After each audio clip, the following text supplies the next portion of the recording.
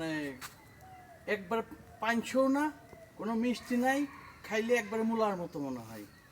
ঠিক আছে, চাবা ওর পাকে ছাগলের মতো খাওয়া যায়। এটা আমরা পাইকে গেছে, কি সুন্দর আম।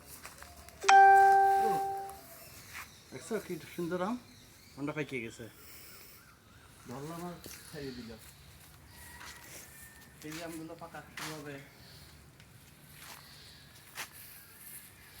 এটা হলো আমাদের বাগান বাড়ি, বুঝতে পারছো? সব গাছে আম আছে, কয়টা গাছে কম আছে আর কয়টা গাছে বেশি আছে। যেমন এই গাছটা এরকম ঝুলঝুল করছে আম, হ্যাপি মিষ্টি, কল্পনা করতে পারবো না। এই যে এই গাছের আম হচ্ছে সবচেয়ে বেশি মিষ্টি। ঠিক আছে, এই আমটা কালকে আপন খেয়া বলতেছে যে আমার জীবনের প্রথম এরকম সুস্বাদু আম খেলাম, বুঝা গেছে?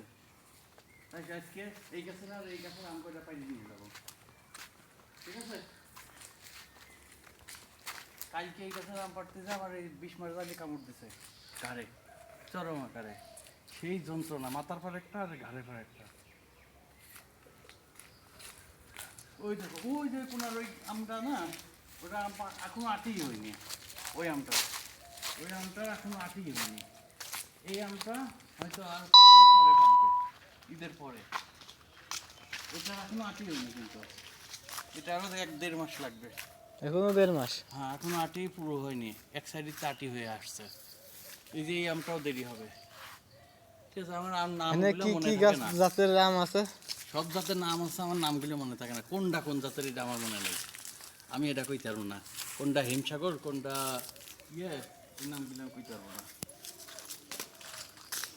এটা হলো আমাদের বাগান বাড়ি। আপনারা রিসেন্টলি আসলে আম খাইতে পারবেন, চলে আসেন, দাওয়াত করলে আম খাওয়া।